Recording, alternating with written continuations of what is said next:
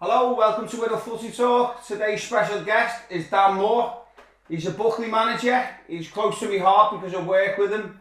I've been working together for about 4 or 5 years now. It's been superb, so we'll go straight into the show with the Buckley gaffer. How are you doing, Dan? Yeah, great mate. Glad to be here, to be fair.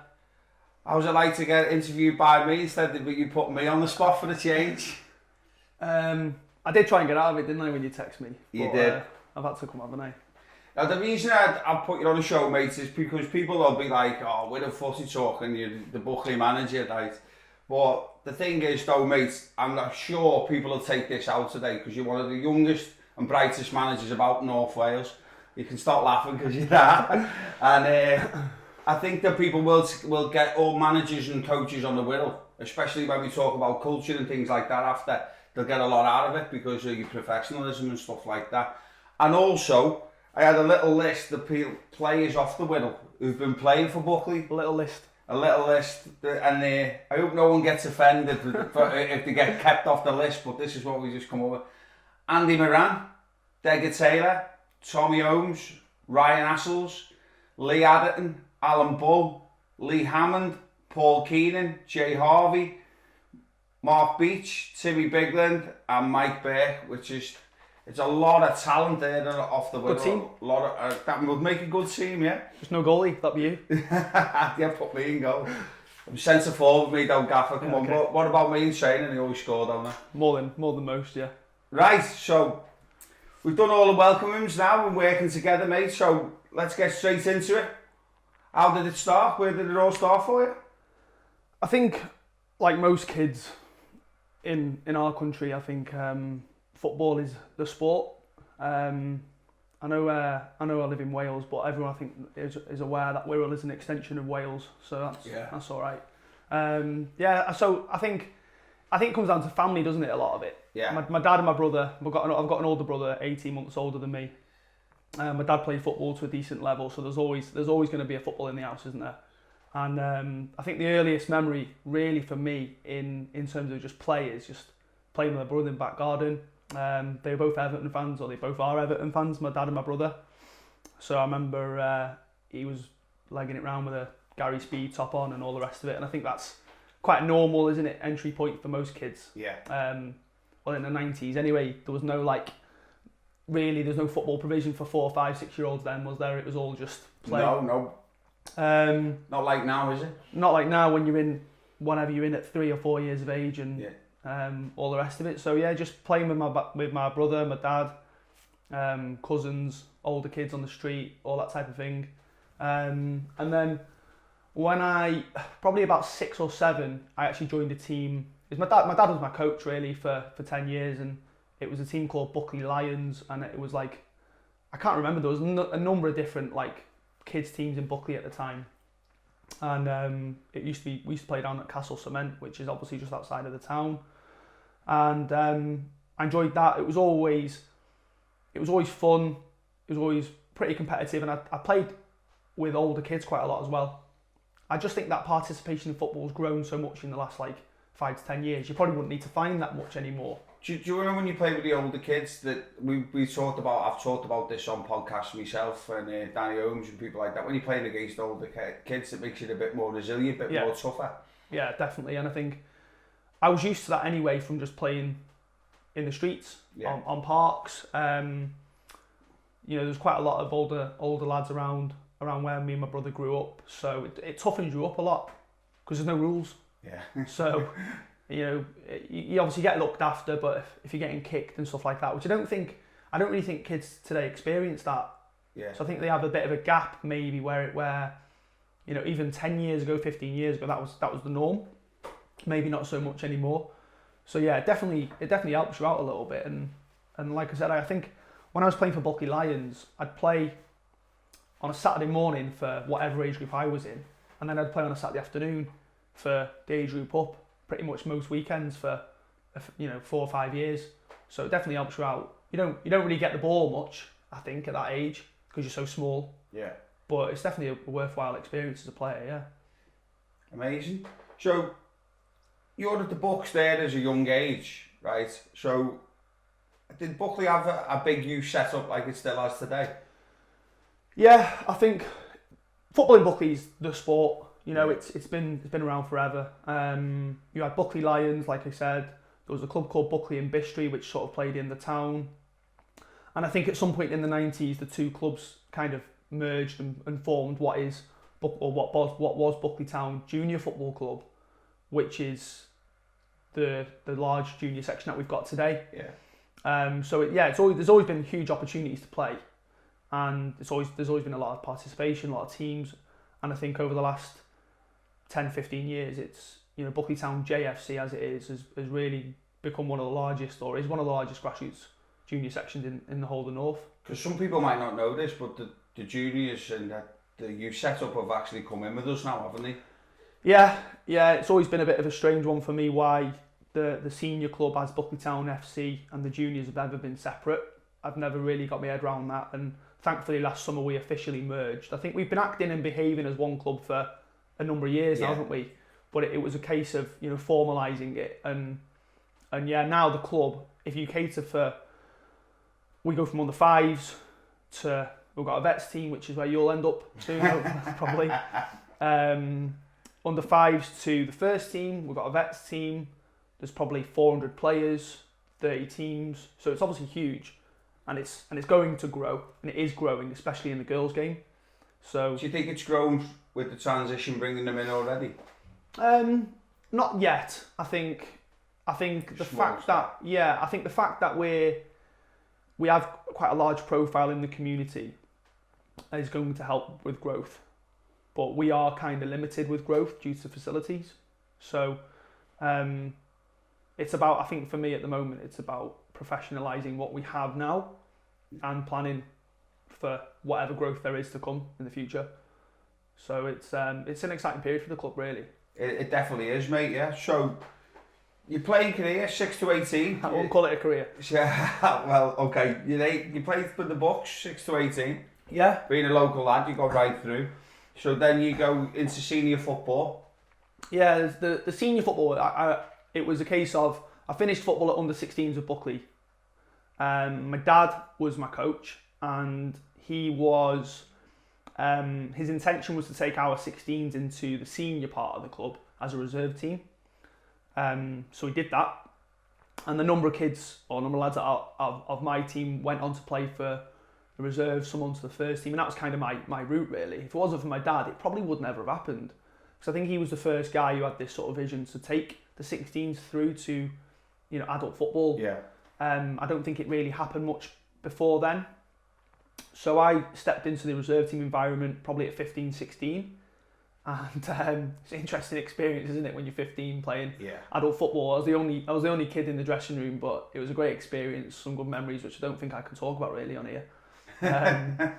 But yes, and then spent a couple of years from 16 to 18 in and around the first team squad with some really good players. Played, 20 games maybe. Just go back to that point though, Dan, and this is with our academy, well, our youth set up now and academies in general. Going from playing youth football into a first team environment or a reserve team environment, it's a massive change. Yeah, massive. Yeah. I think even more so today. Yeah. I think back then, where the academy thing in Wales hadn't really properly got going, certainly not to the extent it has today, it was the only way then. It was, you finish kids football at under 16s, and I think what a lot of players of my age did was they'd play for a reserve team potentially, or they'd play pub football, or they'd stop playing. And as I said, if it wasn't for my dad, I don't know what I would have done at 16. Yeah. Because he's gone, right, I'll run your reserve team. And I've got all these players, 16s, and not many of us went through, to be fair. And I think the reason is it's such a big jump. Yeah. Even training. Training with adults is a huge step. So I think I use that experience today when it comes to bringing our 16s through. It allows us to show a level of empathy with them and understand that physically it's a challenge, never mind everything else. So yeah, it's a huge step. And then it was a proper league. Our reserves played in a competitive league with promotion, relegation. So it wasn't just participation anymore, it was serious.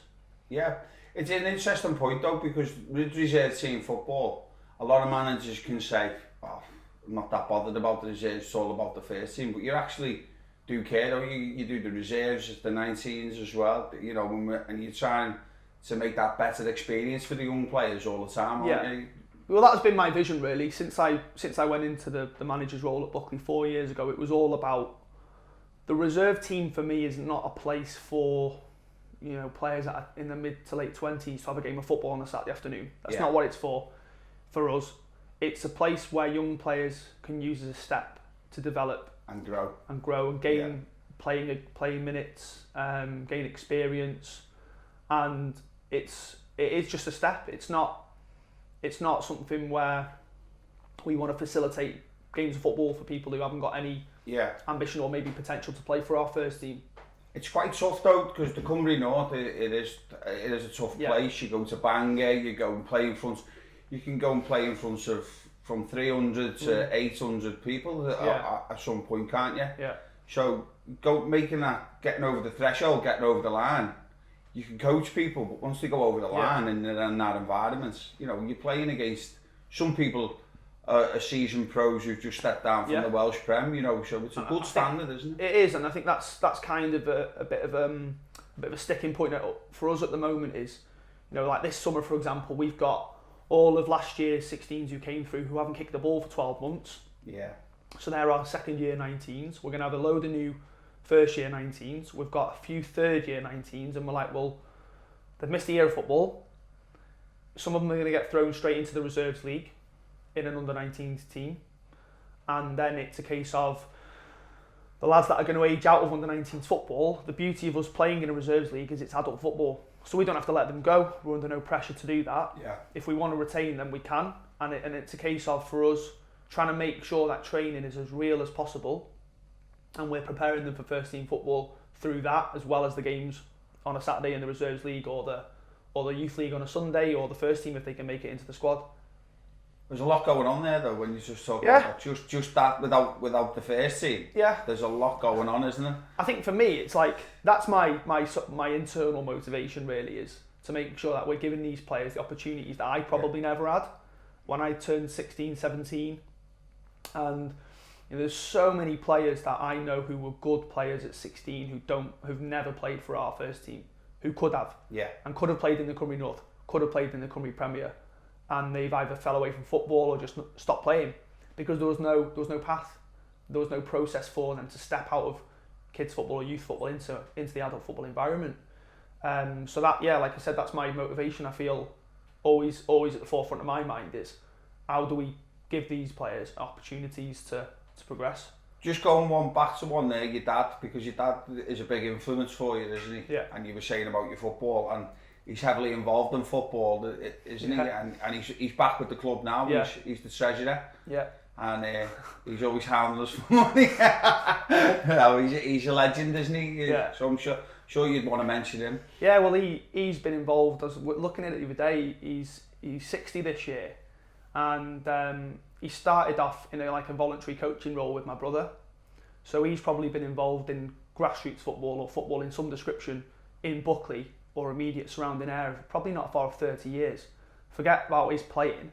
You know, he played, when he was young, he played for Sheffield Wednesday. I think he played for Shrewsbury for a bit. What position did your dad play, mate? On the wing. On the wing. Yeah, not like me.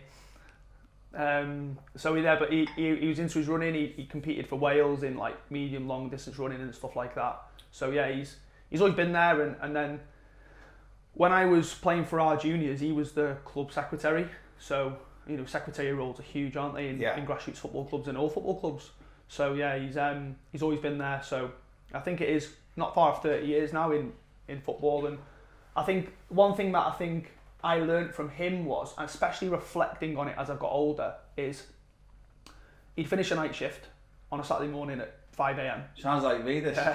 It is like you. He's just not as mad, I think. He'd finish a night shift at 5, he'd be in at 5:30, he'd be up at 8:30.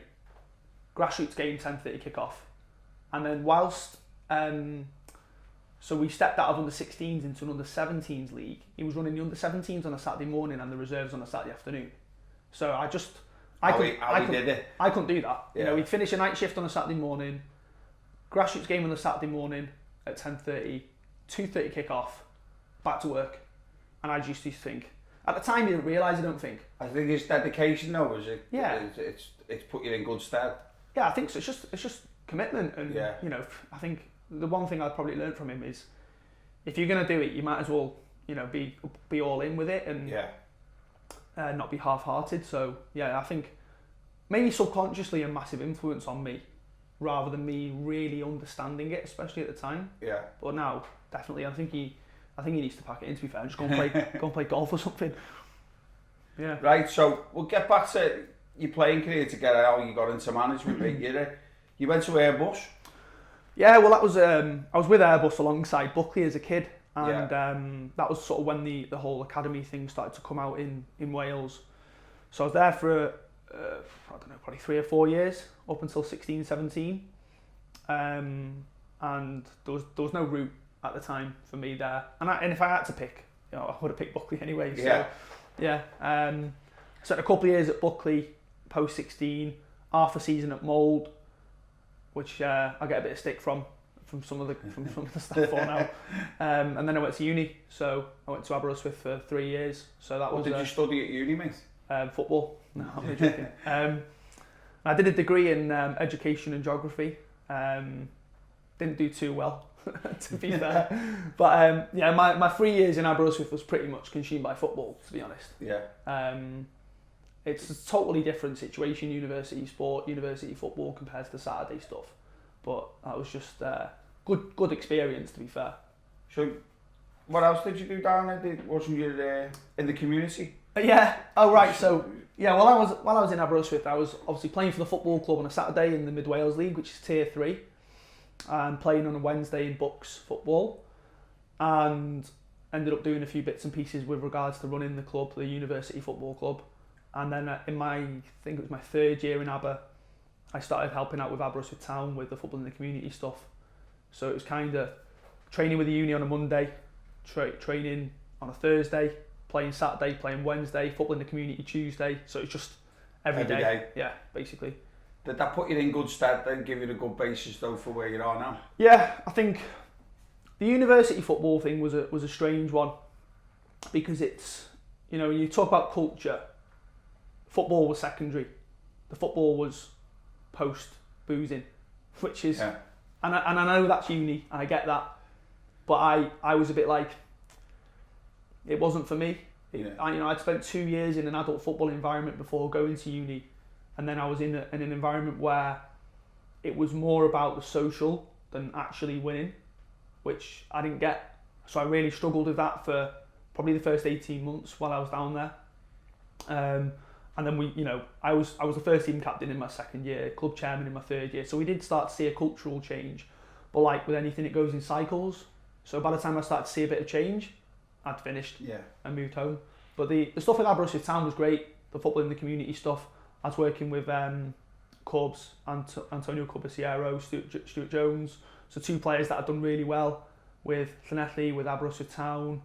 Played in Europe. Can you say that one again? Which one do you want? Llanelli. Okay. No, we'll leave that, mate. We'll be here all day with you. So yeah, they were 2 great lads, and obviously Corbs is with Aberystwyth now, Aberystwyth Town in a coaching role. So learnt loads off them too, and just a great environment, good club. So you leave university, and then you come back. Yeah. So when I finished uni, I come home and went back to live with my parents for a year. That didn't last long. I think I was doing my dad's head in. And I signed for Pennakai, playing for Simon Sedgwick and Paul Dodd, who'd been at Buckley before I went to uni.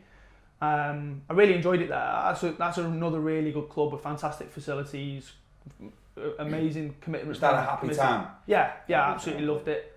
It was like one of them for me. I felt like I had a bit of a point to prove when I came home from uni, because I didn't play as much as I wanted to from 16 to 18 in the Cymru, the Cymru Alliance it was back then. Played a lot for Mould, didn't play as much as I should have done for Buckley, so I felt like I had a bit of a point to prove, and I was really enjoying it. Playing as a right back, had a decent season, and then managers change, things like that. Sometimes you're not liked, sometimes you are liked, And I ended up bouncing around a couple of clubs for a couple of years following that. Went back to Buckley for a bit, ended up doing a pre-season in a few games at Conway, went into Tier 3 of Harden, and that was it for me really. I felt like I probably should have played more games, especially at Tier 2, but I think my attitude towards playing wasn't the same as what it had been. I think I started to not enjoy football, but it just wasn't something that I felt previously. And at the time, I was coaching, and I felt like I had more fulfillment out of coaching than playing. So that's sort of where I sort of started to fall away from playing a little bit, I think. It's good that you've realised that though, isn't it? That you think that's where I really want to go. Yeah, I think I was offered a coaching role with Kevin Druids about 2014, working with under 13s, under 14s, and I absolutely loved it. And as I said, I got more fulfillment out of coaching than playing. So I could sort of see that was the start for me of moving away from that. So I suppose I probably feel like I didn't play as much as I should have. I won't say I regret it, because I absolutely love coaching and the leadership side of it. But it's definitely something which I think I could have done more with. Yeah. I'm not sure how or why, but that's just where I'm at. So you're at Kevin Druids, so how did you get back to Buckley? This is a story. So I was at Druids. I loved it at Druids. My boss there, Jeff Williams, was amazing. Gave me the opportunity, put me on the B licence. So that was about 2014, I think. I had a great time there. Some really good players, great parents, which I think is vital with kids football. We really developed the group over a 2-year period. And then the Buckley thing was, I've got a feeling for Buckley. I think everyone that knows me knows that. Yeah, you know, I really care about the club and the town. I'm passionate about it, and I started seeing things in the press and social media and the media around the club struggling. Now, I don't know what it was, financially or infrastructure-wise. I'm not sure what it was. 2016, something like that, and I went to a game, and I ended up speaking to the then chairman, Alan, who, as we both know, Alan Bottrell did 40 hours a week on the club to ensure it still exists. And I just ended up chatting to him after the game and just said, like, what's the score? What's going on? You know, do you need any help? Because I was without a club. I was at Druids still, but I didn't have a senior club as such. Yeah. So I basically said to Alan after that game, I think it was the final game of the season, I said, look, if you ever need any help, just let me know. You know, I had plenty of time in my hands. I said to him, if you need to come and do any coaching or help you out with whatever. I sort of fell in love with the operations and commercial side of running football clubs in my last year at uni when I was the chairman. So I think I had a bit of a desire to have a look at that, which is kind of where that conversation came from. And then the club never had a manager, they had no staff. I think most of the players had left that summer. Yeah. 2016, I think it was. Just going back to the Alan Bottrell one, we actually had a meeting. I was still there at the club, and we got told that was it. So I had heard that the Conway job was going, and that's the first time I'd left Buckley. And I thought the club had gone. So what Alan Bottrell did, by the way, I'd just like to put this out there, was a mere miracle to keep it going. It was unbelievable. Well, it was Alan, Mike, Jeff. I think if you're familiar with the football club, you'll know who they are. Always been there, and I totally agree with you. And even since that time in the year or two following, as he continued as chairman, he put the club into some level of stability which maybe it hadn't have been in. But I don't know all the facts. It just didn't seem good at the time, did it? Yeah, no, it wasn't good at the time, mate. So you had that conversation, and how did you become the manager? Well, that summer, it was a bit of a weird situation. I think football is always changing, isn't it? And I went into to call it an interview, a meeting or whatever with Alan and a couple of the chaps who were supporting the club from the commercial side of it, and I just said, I'll help, I'll coach. What do you want me to do? And I had a phone call probably about 2 to 3 weeks later, just saying we want you to come in and coach with the first team, and they'd given the job to a mate of mine who who was the manager, who took over as manager. I felt like I was always going to end up with the club. So it wasn't a case of I'm going there as an assistant or as an assistant coach to someone. I felt like I always wanted to be back with the club and try and help, basically, with the circumstances of the club we were in at the time. So I ended up doing a bit of coaching with the first team senior players for that season, the 16-17 season. I ended up playing a little bit as well, bizarrely. I think I did all right, actually. But Alan Edwards will tell you otherwise. He didn't. I don't know. I thought I did all right. So 16-17 season was the year the club got relegated to Tier 3. And, you know, under a couple of different managers, me and Alan were there the whole way through. And then the season came to an end, and I just said to Alan Bottrell, I said, you know, we're happy to stay and take the team next season if you want us to at Tier 3, which is when you came back on the scene. Yeah. Summer of 2017. And for me, that was an opportunity, a blank canvas, really. You know, we'd been relegated, so a terrible time for the club in the short term. There and then it was horrendous. Especially for me, in a way, having watched the club throughout the 2000s, win the Cymru Alliance, finish second, win cups and stuff like that. It was a bit like, how's this happened? So we stayed on. You came in with us, and we had no players.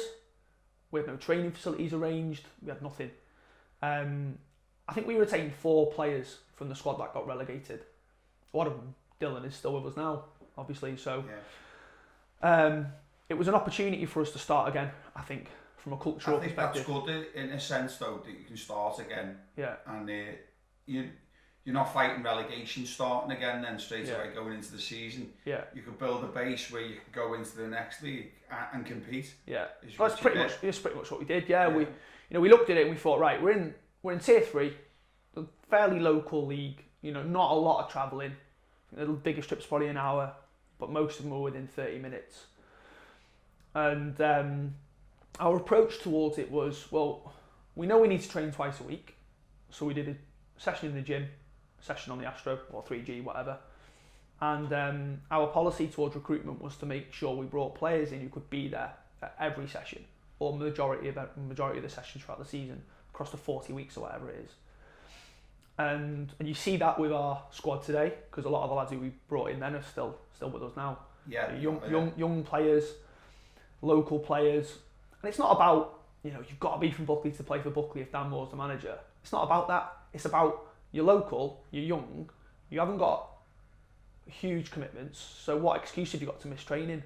And that was our methodology. It was, we knew if we had 20 plus players at training twice a week, every week, all year round, we were going to be in with a chance of winning that league. Yeah. And as you know, we were very organised, we were very fit, so good physical conditioning, didn't concede a lot of goals, and we had good players. You know, we had a lot of young players who probably felt like they had a point to prove because they'd been at other clubs in the area, maybe in the league above or the league above that, hadn't been given a chance. But you know what? I don't believe in playing players because of who they've played for, or maybe they haven't played for, or their age. Yeah. It's totally irrelevant for me. If a player can do the job that we want them to do as staff, then they're going to play. That's all, yeah. So, now you're the manager, right? So we're going to move on to the bit of the coaching side of it. So, you know, have you got a philosophy on what you think about them? It's a big question, that. I don't think I have got a philosophy. And I don't know how to define it. I hear it a lot in football. Yeah, it's a big phrase, isn't it? Question, yeah. Cheers, mate. It's a big one in football, isn't it? You know, people talk about philosophies all the time. I think if I was to tell you my philosophy, I think I'd have to go down the route of talking more about methods and principles, I think. So what are my principles? My principles are, you know, around behaviours a lot of the time.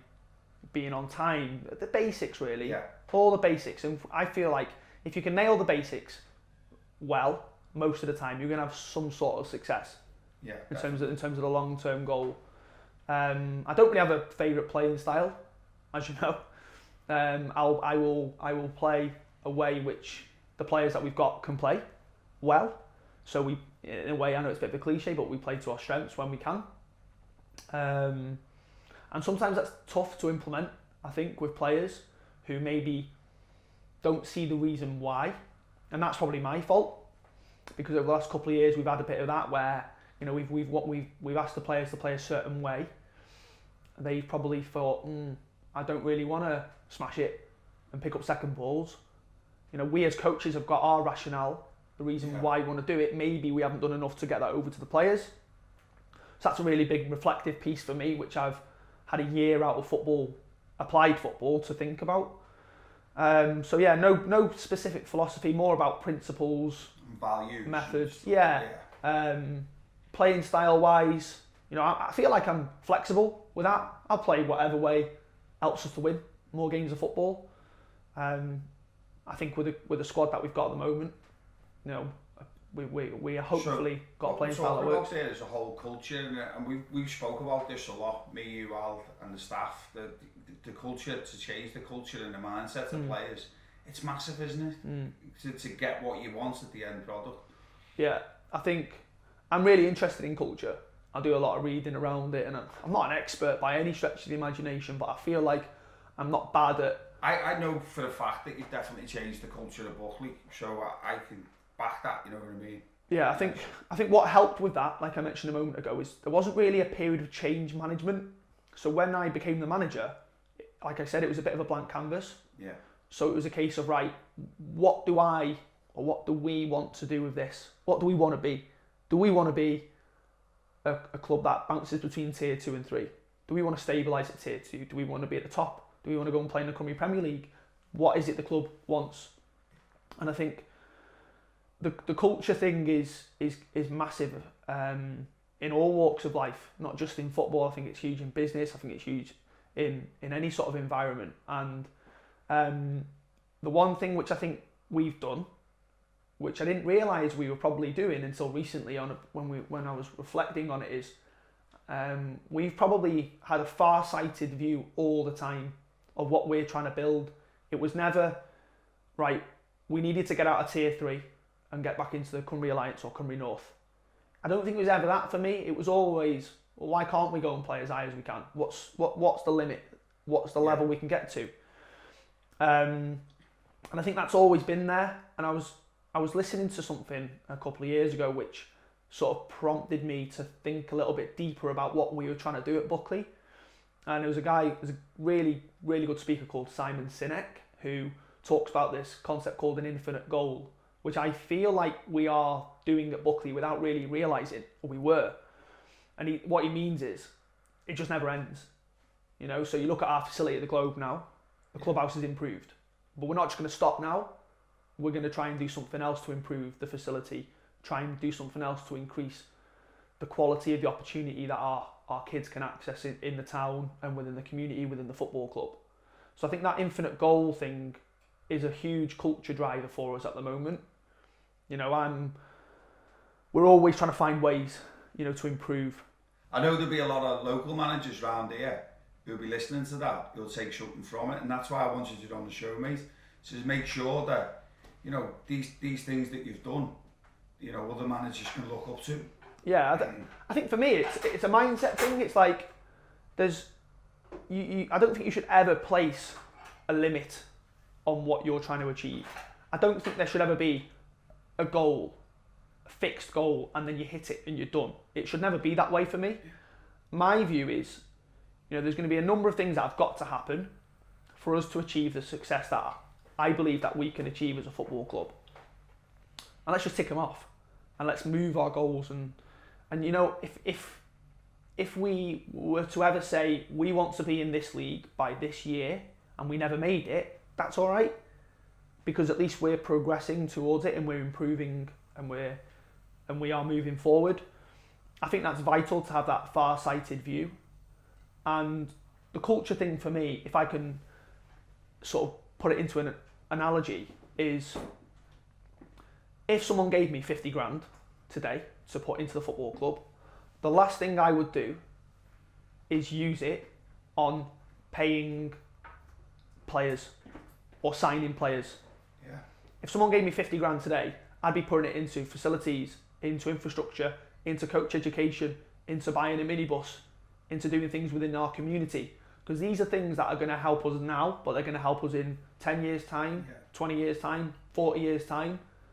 And that's where it comes down to for me, is if Buckley Town Football Club improves under our stewardship, if you like, great. That's the job. And if by the time I end up leaving or whatever happens in 10, 15, however long years, we're not where I wanted us to be, but we've made steps forward and there's a path there for future growth, then that's great. That's what it's all about for me. So just going on that, Dan, what's it like being a manager, and how would you describe yourself as a player and then a manager? What's it like being a manager? The last year has been very different, obviously. I spent a lot of time off work due to the industry that I work in, which has given me loads of time to... Can you just tell everyone where you work, by the way? I don't know if I'm allowed. I work for a big gym chain as an area manager. So as you can see, I'm lifting weights every day. So I think there's a bit of crossover, by the way, between my industry and football, or in all business and football. I think there's always something which you can take from your work life and put into football and vice versa. So that's where the management question is, what's it like being a manager? It's just like any leadership role. It's we're here to deliver results. We're here to support people. We're here to help people grow. We're here to help players grow.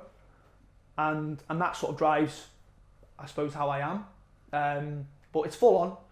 It's you can ask Amy. My life is, I get home from work, have something to eat, bit of lettuce. I'm vegan, by the way. Jason thinks that's hilarious. Licking leaves. And then it's basically, if I'm not coaching, I'm doing something to hopefully move the club forward in some way. So that could be with under 10s, could be with under 16s. I've been coaching the under 15s for the past 3 weeks and I love it. So yeah, being a manager, I suppose I'm not one for titles in that way. Am I the head coach? Am I a coach? Am I a manager? Am I a leader? Am I? No, I know that. It's a bit like, it's all encompassing, isn't it? I think when you're running a club or being part of the running of a club. But I enjoy it. I get fulfillment out of it. I don't do it for anything other than what I've mentioned earlier on in providing opportunities for kids to progress, especially our kids. So just on that, mate, is there any advice to young players that you'd give, especially young bucks? I think two, yeah. Take accountability for your own progression. Yeah. Don't look for excuses. Just own whatever situation you're in and be responsible for solving whatever problems you might face. They might not be your own problems, they might be problems that are presented to you, but it's your job, be accountable for it. I seen a cracking one on that the other day. It had pain, reflection, growth. Yeah. And I thought that was amazing. Yeah. So what we're talking about is them things going on, reflect, which we started to do a lot with the first scene, video definitely. Analysis, stuff like that, and then the growth. Yeah, I thought that was brilliant. I think young players, it's easy for everyone, isn't it, to find excuses. Yeah. I think it's an easy way of trying to get out of things, but if you're accountable, and the second one is attitude. So none of this is about how good you are with the ball at your feet. It's all about your mindset for me, and how you approach things, how you approach problems, how you seek out responsibility and accountability. And the attitude one is, you can be in circumstances in life and in football which aren't your problem. They're not your fault. You didn't create them. But it's definitely your responsibility to do something about it if you want to get progression. Yeah. And they're the two things I would nail, and I think young players, parents and supporters and carers and support network need to know that as well. Yeah. And create that environment where it's okay for people to take responsibility and fail. It's okay to take accountability and fail as long as you're improving. Definitely. Yeah, wow, I love that little. You can write that down there. I was going to take notes of that. So when we're talking about that, you just quick one on the parents. You're a product of your parents, aren't you? Sometimes. So say you have a kid coming late all the time. It's not necessarily the kid's fault. That's right. So the parents have got to take responsibility and buy into. Yeah. And I've done that a lot myself as well through my coaching. I think that comes to the why, doesn't it? And I'm massive on why and rationale and all that type of thing. And I think if you've got a player, say on under 14s, 15s boy who's always late to training, as you said, if he's relying on transport, then it's probably not his fault. And if the parent understands the reason why we need the player to be on time, then they're maybe more likely to make sure it happens. But that might be a really simple reason, which is they finish work at this time and they can't get to that time, and that comes down to communication, involving them in processes, and it's a good one to talk about that. I remember when I was at Druids, we had a very, very good player. He come to us from Crewe, really good, 13, 14, best player on the ball, best player in the game in all areas. But he was late to a game. I remember we were playing Airbus, and he was going to start, so he was late, only 10 minutes, 15 minutes. Well, I say only, he was 10, 15 minutes late. Hopefully none of my players here say only 10 minutes late. So he was late, so I put him on the bench and put him on at half time. And his dad come up to me at the end of the game and said, why was he on the bench? I said, because he was late. And then his dad maybe didn't get it at the time, but then I saw his dad a couple 2 years later, and he said it's probably the best thing that ever happened to him, because it's one of them, it's controllable. Time management and punctuality is 9 times out of 10 controllable, so control it. And I feel like time management is and punctuality is a respect thing, it's a standards thing.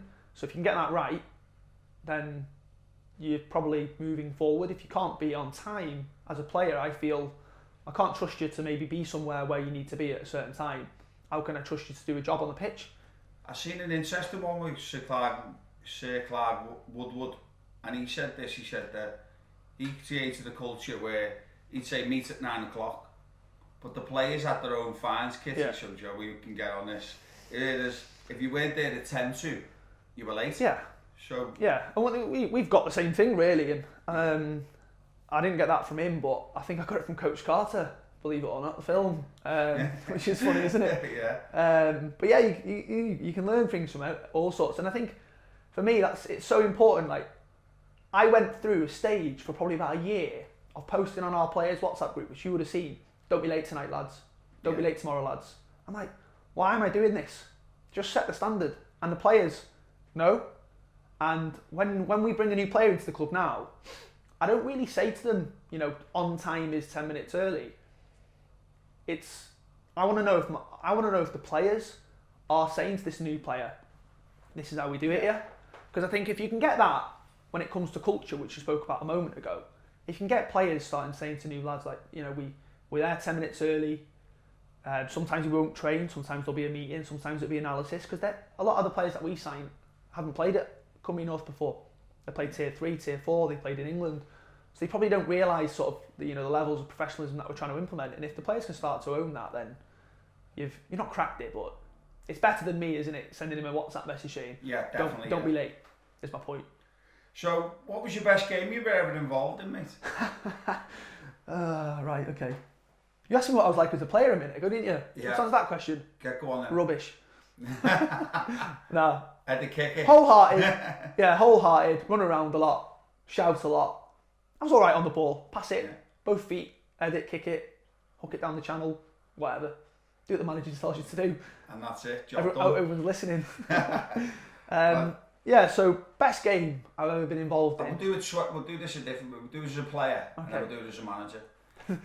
The player one's a funny one, I used to play a lot of Sunday League football, D-side Sunday League and stuff like that, before and after uni.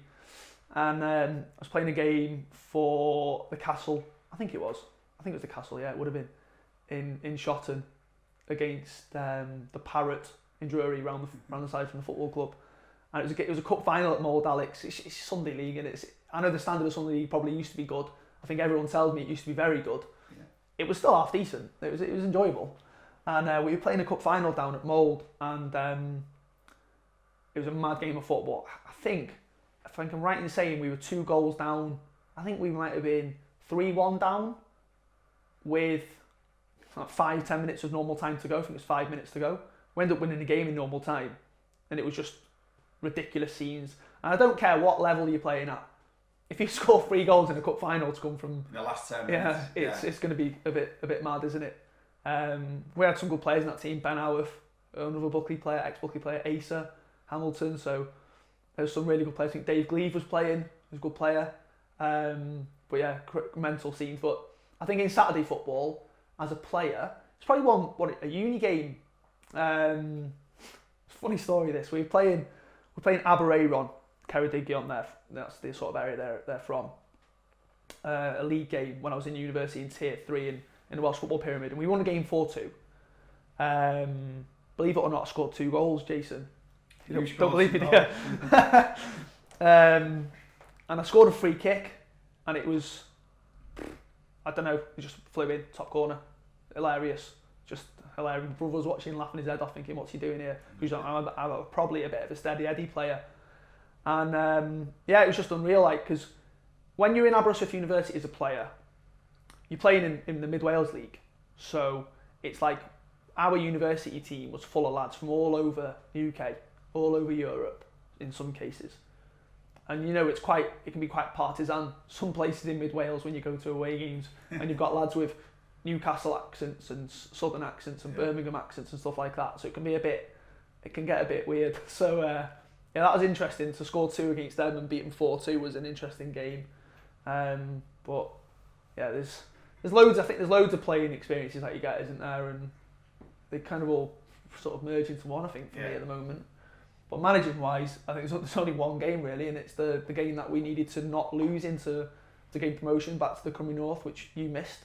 I was on the Welsh Conference. The Welsh Conference, by the way, put that game on, the conference on, and put the game on that day because we had loads of games called off. Yeah. It was absolutely devastating. Yeah.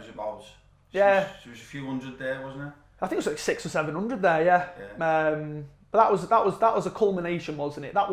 We didn't win the league because of that game. You know, we won the league because we were the best team across the whole season, and we dug ourselves out of some holes in certain games, which you remember, and you know, we were losing and late goals and all the rest of it, and being fitter than teams and organised and stuff like that. So, but that game for me was. It was quite emotional actually because, you know, as I said earlier, being from the town, it's been my hometown club. I've been with the club for ages, yeah, we were 1-0 down in the game. We still could have won the league if we lost the game, but I think it would have been very unlikely because they would have gone on and won their last one probably. So to win the league in that fashion with a late penalty, it was a pen by the way. The lads handballed it on the line. And when you say emotional, the lad who scored it, he's a book himself. Well, this is the thing, isn't it? With I think people maybe look at me and think, oh, he only has local lads in. I don't, but there's huge value, I believe, at our level in having local players play for you. Huge value because you look at that. I think that starting 11 on that day must have had 7 players maybe that played for our juniors who live in the town, who had 10, 15 mates watching.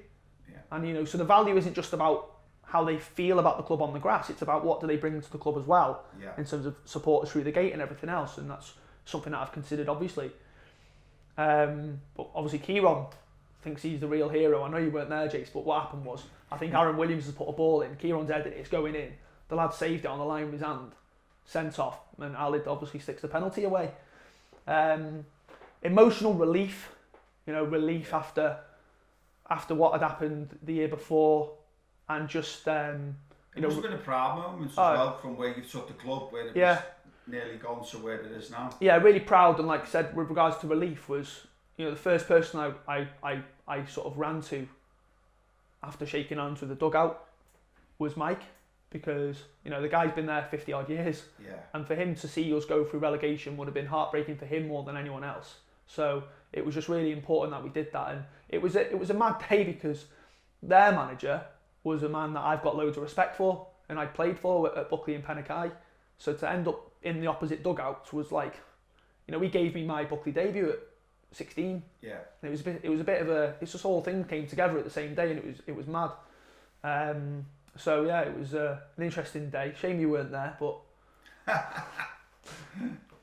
It was a shame, so can we just ask the Welsh FA why they've done that? Unbelievable, isn't it? Yeah. Unbelievable. Couldn't they have moved it? Couldn't they have moved it? No, yeah. So, what would you like to say to players interested in joining a semi-pro team like Buckley, mate? Because I know that the Whittle's a hot pool of talent, and there's a lot of people played there. But I know for the fact that there's players out there who are 16 to 18 plus, and you might be thinking, I can play semi-pro, but they haven't really had a chance. I think the thing for me is you've got to know what you want. And it sometimes takes time for players who have been in and around maybe playing with their mates to realise what they want out of football. And that's the question I always ask, is even to players, existing players, is what do you want out of football? I know they've got work, jobs, family commitments and things like that. But I think my advice to a player who wants to start maybe playing at a level which would be regarded as semi-pro, which ours kind of is, it maybe isn't in some cases, is just know what you're getting yourself in for. Know what the manager expects of you or what the club expects of you. Give the club your expectations. What do you expect to have as an opportunity to play at that type of level, or a level where maybe there's a little bit more commitment involved. For us, we can't sign a player unless they're able to train twice a week with the team, 95% of the time. Yeah. Unless they're in the gym 2-3 times a week, 4 times a week. Unless they have got an appreciation for analysis sessions. Unless they've got an appreciation for why they should get to bed properly on a Friday and consume the right stuff from a nutrition and hydration perspective, which we're really, I was going to say we're really fortunate at Buckley. We're not fortunate because we've worked hard to build the right team of people to equip us to progress. So, we've got players with us at the moment have got unbelievable resources in terms of people around them. We look at our therapist, our analyst, we've got S&C, there's people with knowledge around nutrition and hydration and all of that from a lifestyle perspective. So I think if you want to go on and play at a decent level, you've got to accept that you shouldn't really go out on a Friday night if you've got a game on a Saturday. Yeah. You shouldn't really go out on a Thursday night. Yeah. And it's kind of then I often get challenged on that. I get challenged on that because we don't pay our players properly. We don't put players on contracts for decent amounts of money at Buckley. We can't. Or we may in the future, but that'll be a choice. If that's right for the club, we'll do it. Yeah.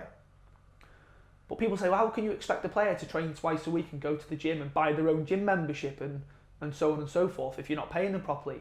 But my response to that is it's a choice, isn't it? It's a choice for the player.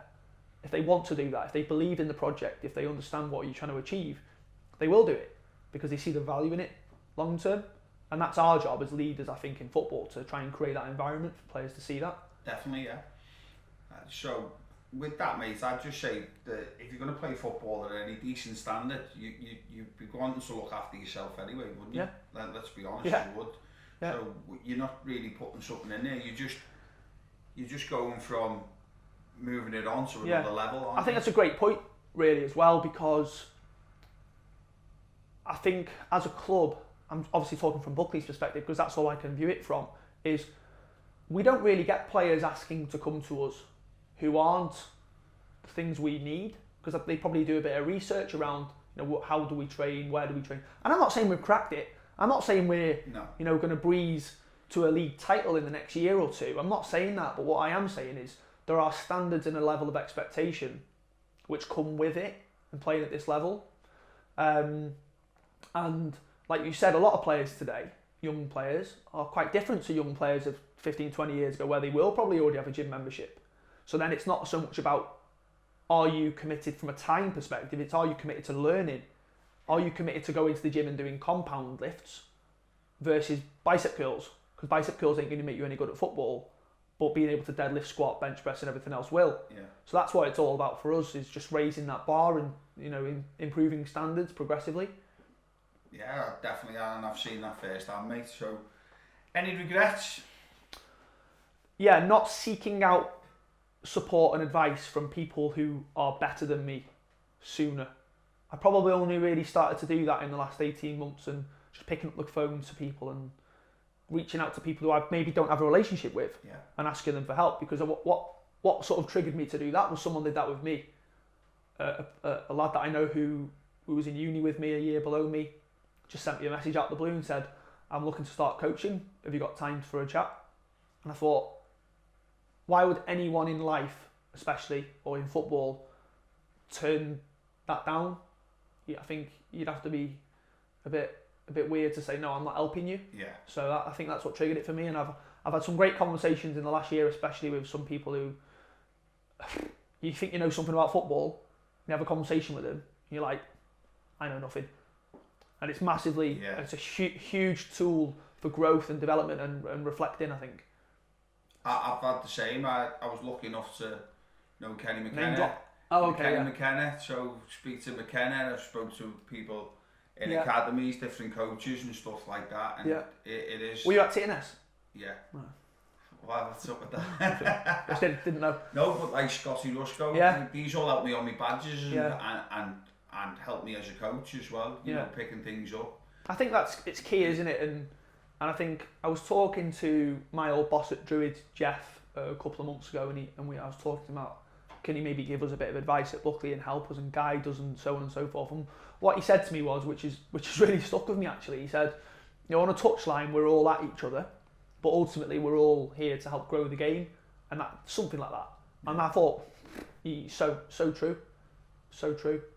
On the management side, I had a fella who was called Gary Everson, and Gary was a really massive influence. He was Wirral manager. He'd been New Brighton manager for a few years in Upper Heswell, and he'd been there as a player, and then he moved on to management. He'd been there 10 years, but he was a massive influence on me. Little things that he'd tell me about, like people trying to get your players, and you're after their players and stuff like that.